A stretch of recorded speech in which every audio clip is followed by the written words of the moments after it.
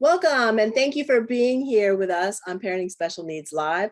I'm Shantae, and we also have a special guest, our special guest, Michelle Janetti. Hi, Michelle. Hi. So as we come to the end of the year, I wanted to take a moment and reflect on all of the contributors that have contributed to the magazine this year and throughout the years to help make life a little bit easier for all of us raising children with special needs. And to let you all know that in some way you have helped all of us. You share in the success of our children. So, thank you. And today, Michelle and I thought we would talk about individual lessons that we've learned this year, and share those contributions with you all so that maybe it will help as well. So, Michelle, since I just said all that, you get to go first. I get to go first. Okay. So probably if we're just going to go in the order, I'm going to say that early in this past 2021, we featured from the Piver family. It was called Breaking the Tape. And she talked about how her son had multiple medical handicaps and all the successes. But the thing that I took the most of it was when she said, I had to learn to kind of get out of the way sometimes. And I think that is something for me that was helpful, because I know in the interest of safety, in the interest of all the things we do with our kids, keep them in order, keep them safe, watch out, you can get in the way. And I have to tell myself, step out sometimes. So I found that to be kind of something that started off the year, in that fashion. And and it was helpful. It was actually something that was like a very good one for me. Yeah, no, I agree. That one is good too, because I think we do. The world's a very, very big place, and we try our best to keep them safe, but I know I need to get out of the way. We all do at times, right? Yep. So I wanted to share about too, I think one of the things that just came home to me recently, or really, popped back up, was earlier this year we had talked with siblings, and they got to share their true emotions with us, which I think is extremely important, because it's, as part of the family, they are a huge part. But something that really,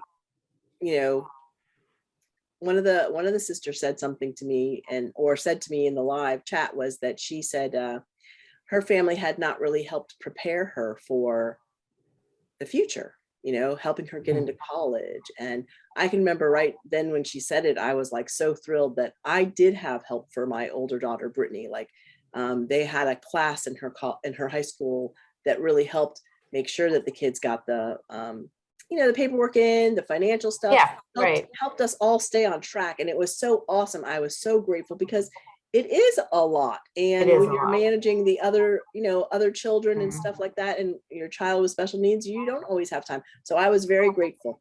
Well, and then I'd have a little fun note to share on that. Was I'm so grateful that I did have, help on that.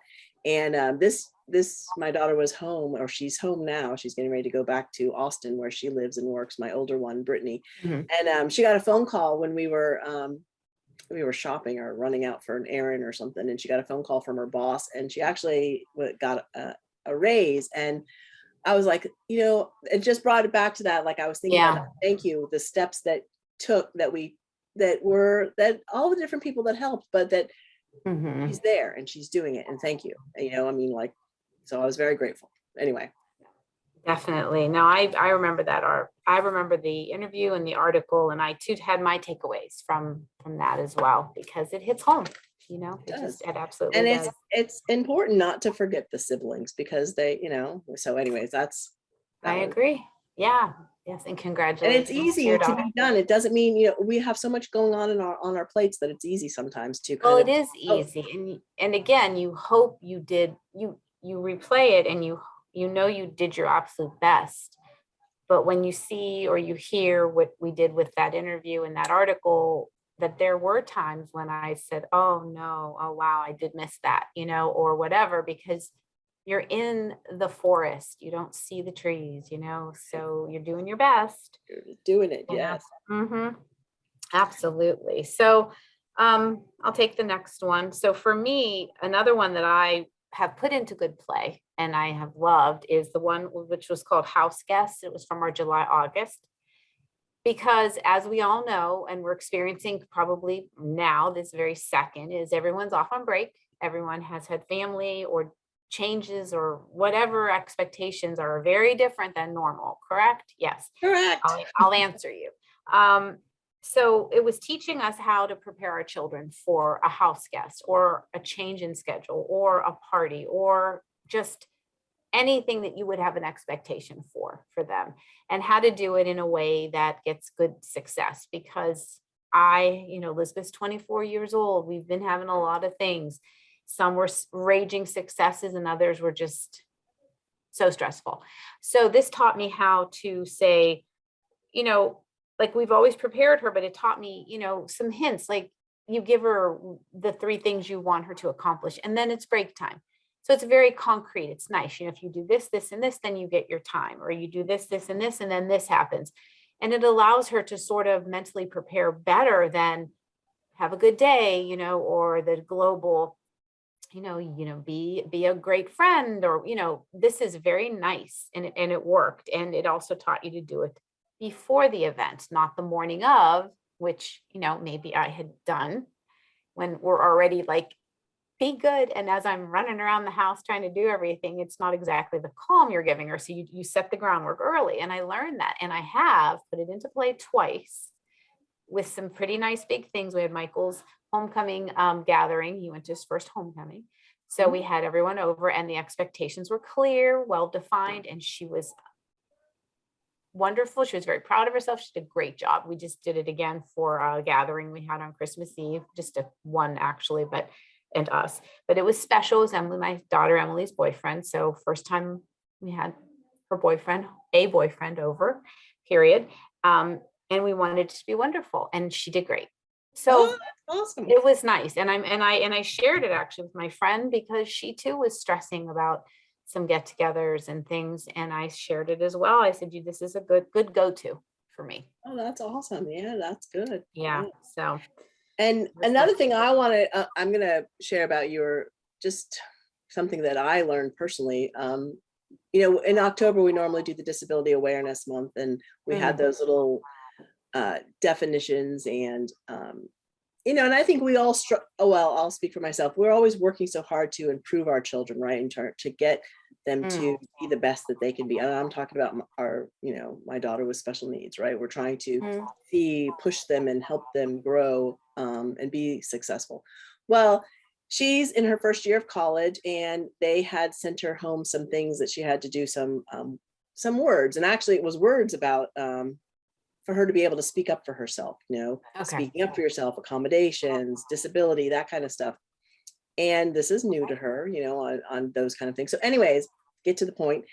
We were trying to learn the definitions, and me in my infinite wisdom thought, oh, well, she needs to pronounce the word and she needs to know the definition. So I'll have it like, we know how to do it with the, computer, right? Like we'll have it so that it just like speaks the word to her.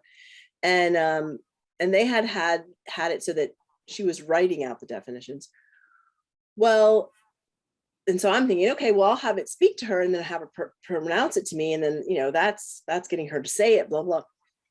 So after we go through all of this, it was very much a struggle, and I was not the best mother on the block that day because I didn't have the patience. Yeah. And it was very difficult for her. And it wasn't until that evening, you guys, like, actually, I think, someone talked to me when I was sleeping, that it said, you're teaching her these words, but you're not taking into consideration her disability. And this was just my subconscious, whoever talks to me in the middle of the night. But I thought, oh my gosh, that is really eye-opening, because I'm trying to force her to do things that are difficult. It's hard for her. She has a language, problem. She does not speak as clearly as possible. It's it's the connection, and also writing. So the college was having her write the definitions, which from her brain to her hand does not work well. I mean, it's very hard to read. And then here I am as her mother, who should maybe know better. I'm trying to force her to say the words, because if she could say the words right, she's going to know it. Anyways, it was not good. But what I did learn was I need to look at her disabilities or maybe her weaknesses. Maybe we don't have to say it like disabilities, Yeah, but I've been trying to force her to do things that are hard for her, such as speak and write. So I did it completely differently. I got the pictures and I made little cards to help her. Like, here was my little picture, if you can see. Like, I just printed out little things and made like a visual for accommodations, because that's what it kind of made me think of as I was teaching her accommodations. We wouldn't expect a person in a wheelchair to get in our front door and keep having them ram up against it, to get in the door. It's true. We accept that they have to use a wheelchair, but why is it with our children that have disabilities such as speech delay or, why are we forcing them to try to speak, or to write when like this? I wanted to show you too, because to me, this is just, I saved all these because I think this is important. Hold on, I gotta find I don't have it out here. I had where she wrote it. Now, this is like her writing. I don't know if you can see it, but she can read, but she's not going to be able to understand what she wrote, and she's not going to get the definition from it. Now she'll write it. Her. It's a weakness. So why are we expecting them to do things that they? No, I hear you. I think it's because we always want them, like you said, we want them to grow and we want them to achieve. We want to push them to be the best they can be. But then I kind of thought, are we kind of limiting them, because we're. Well, would it be easier for Elizabeth to type a letter? Yes. But is there a part of me that still says, put the pencil in your hand and let's write that letter? Because I think it's a fear-based sometimes. Like, if I don't focus on it, it's going to float away and she's never going to write, which is not the truth, because she clearly writes and she's, going to know how to write. But it's in my head, like, we need to work on that, stir that pot. And sometimes, I feel like I'm maybe giving in when I say, here, type. Type is, I don't know. It could be based in fear for me. Anyway. Well, and that's what I'm thinking. Is it something within us? Like, I haven't figured this out, you guys. I'm kind of, but I did notice that when I did switch it and use her strengths, it was unbelievable how successful she was. I mixed the cards up. She matched them. She could pull the definition to the words. It was just like. Yeah, you did it the way that. Oh my, she is a smart young lady. It's just, I'm not helping her get there in the right way. And I thought, wow. Anyways, it was an eye opener. Maybe I should say it's not such a lesson because I'm still learning the lesson, but it was definitely an eye opener that, we have to. Yeah. I think you're right when you talk about it being an eye opener, because even though we're how many years in on our journeys? Yeah, a lot. Like, I should know this already. Well, and the reason I'm bringing it up to everybody too is because we're 24 years in, right? Almost. She's going to be 25. And I'm a huge advocate, right? With a magazine and with everything else. And I'm still doing this. And how do we help her? Like, I'm saying, she's in college now. She has to advocate for herself. Yeah. So have we really taught her what her weaknesses are and how she needs to? That's a really good point. Yeah. So that's my point, was like, what are we doing? Because I was still doing it incorrectly, in my opinion. Yeah. And it's another thing to teach self-advocacy skills, speak up for yourself, whatever you do. But I think it's like a deeper layer of self-advocacy to have them say, I type better. I need to type better. Like instead of struggling in writing and showing like, wow, that's really hard, could she speak up for herself? Like, and I'm talking about my daughter, and say, writing is very hard for me. I need to type. Oh, that'd be really great, because then we would be comfortable, anxiety would go down, learning would go up, and we all would be way happier people and excited because she is smart. We just have, right. So I don't know, work in progress. I think it's something that needs to be. Well, do you remember? I'm going to continue looking into it. Well, just on a little bit of a lighter spin, but same idea, is when you said open mind and different things, like the Zappos adaptive that we had. Remember how we were with the models and looking at clothing and thinking old school clothing. Oh, wow, look at that suit. And I'm like, no, open-minded. It's got hook and loop closures, You're you right. know, or the jumper.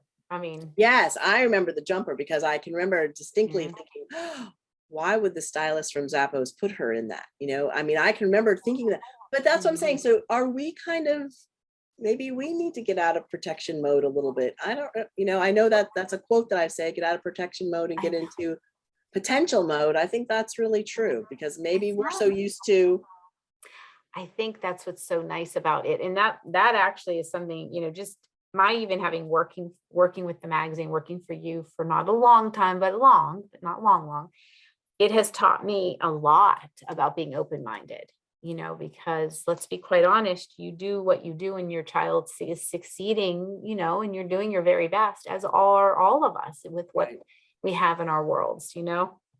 The one thing I've learned is as I see all this information and I read it, I think, oh, I wish I could have like done that, or maybe I should do that, or could, you know, or wow, you know, not a regret maybe, but just a would have been nice thing. So something I'm doing is I'm trying to remember like, and maybe this is a good way to share with everyone as they exit a year and enter a new, is to say, hey, don't have the regrets. Don't do that to yourself because you did the best you could. Given where you were and what you did the best you could for your child because that's your intent. You know, that's all of our intents. right. And But to I think that's say, it. And yeah, it's learning. We're continually learning. That's why you can't yeah. ever know it all. I mean, I don't think you can ever know it all. We're continually And that learning open-mindedness is, yes. and learning from everybody, because just because I've experienced something doesn't mean that you've experienced, or maybe you've experienced a piece of it and No, and you that's don't have the exactly other it. half or something. But I think that's, And you I know, think as you read and you see and all the information that we put out with the intent to help is just that. Like maybe you'll pick 6 things and say those 6 things fit. Or maybe I'll pick 2 and I'll be like, right now, only those 2 fit. But that's the open-mindedness. That's the gift of that is you can take it and use it and always ready to like not just say, nope, I'm not going to have anything else, but to say, yes, I'm going to look at it and see what fits. So anyway, I mean, it's a nice way to be, you know, and I know I am 24 plus years in, and I'm still saying, hey, let me write that down. Let me print that out, you know, so I know, that's, me too. So I hope that's what others are gaining too. And yeah. mhm, you And at least know, maybe bringing, maybe it's not something that you need to do right now, but maybe it's something that you at least are aware of that can be, absolutely. you can pull from and know that you need it in the future. And that's another one that we covered earlier this year. Services, you know, different things that are available. And I wanted to share this just because I kind of got a gift.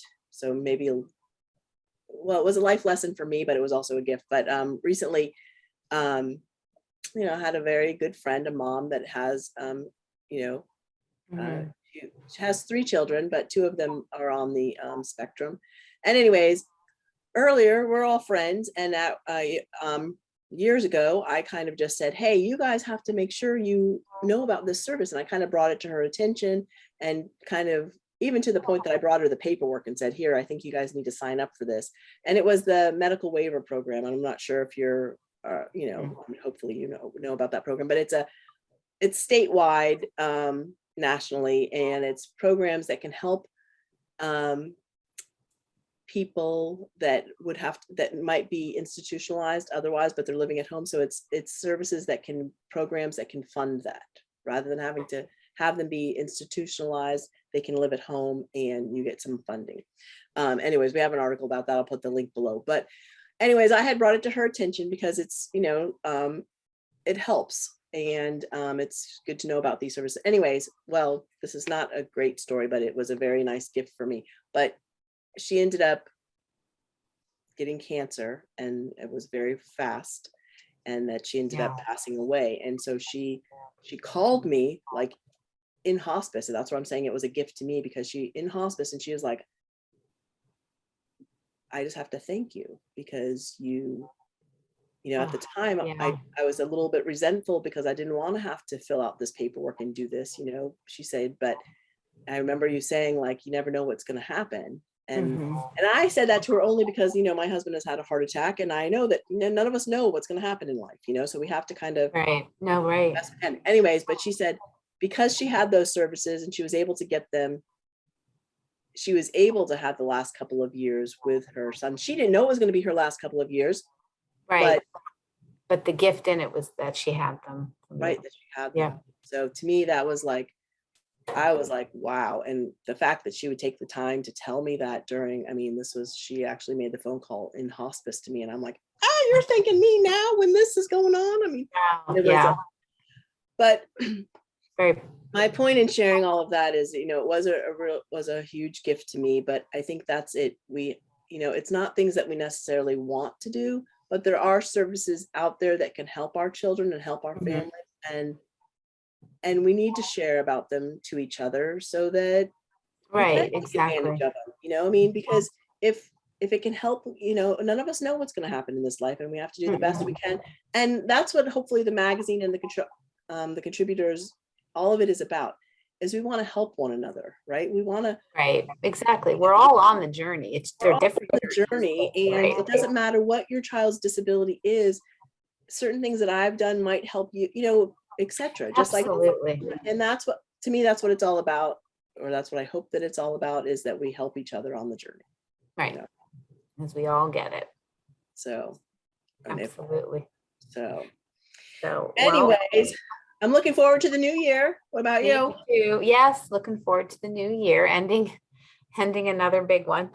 So I thought it would be fun to just share with you, I have in front of me, and I'm going to read because I have to memorize it.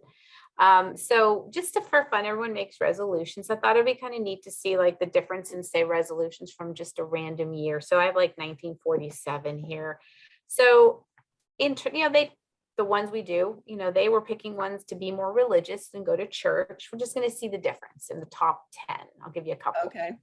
And to stop drinking, or to drink less, to stop smoking and more smoke less, which is, okay. And then to improve their disposition, to control their tempers, which I thought was interesting because that's like a different focus. And then today's resolution, some of the top 10 would be to spend more time with family, which to help others fulfill their dreams, which is very nice, to stay fit and healthy, and then to enjoy life to the fullest. So it's kind of neat though, because you see like today's resolutions are like other centeredness. Sometimes, we want to help others, which is what we were talking about. And so, I mean, I think that's true. We want to all enjoy our life to the fullest. So, with good wishes for 2022, Here we go. So we'll keep our own little resolutions. I don't myself have any for next year. Oh, you don't have any? I don't have any. You don't have to.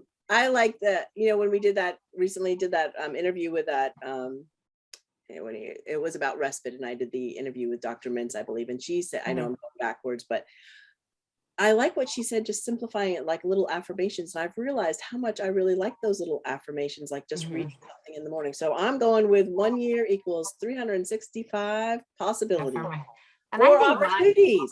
Yeah. Well, see, and that's good. Those are the little things. For me, I always used to think like, well, because we're parents of special needs children, or they're in our lives in some fashion, we adjust on the fly. So like, say my resolution was to do this, but then in 2 weeks I say, well, that's not working. I have to switch. So I always feel like we just keep making these resolutions all year long for them in some fashion.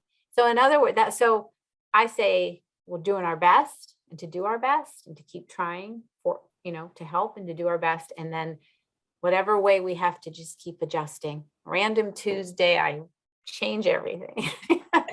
So, it is true though. It is. And yeah, it is. It is. So in other words, but anyway, it's been an accomplishing year. Yeah. Lots of good stuff. So I think we've got some fun things coming up in the new year, so I'm excited about that. So, and we'll just keep going. And I like, cheer. Wait, hey, we didn't do our cheers. We didn't do the cheers. So I did like a poinsettia one, cranberry, and anyway. But what did I say? I like the check it outs, all the different products. I like that, Michelle. So thank you for bringing those to us. Those are fun. Yep. It has been fun. I appreciate it. And I like that we finally got the lives. I like doing the interviews. Gonna continue. I think we're hitting stride about that. Yep. Yeah. I'm excited too. So to everybody who is part of the world with us, thank you. Yeah, thank you, everybody. a great blessed start to 2022. Yep. And here's to 365 new possibilities and Yes. opportunities. Sounds good. All right. Cheers. Happy New Year. You too. Happy New Year. Thanks.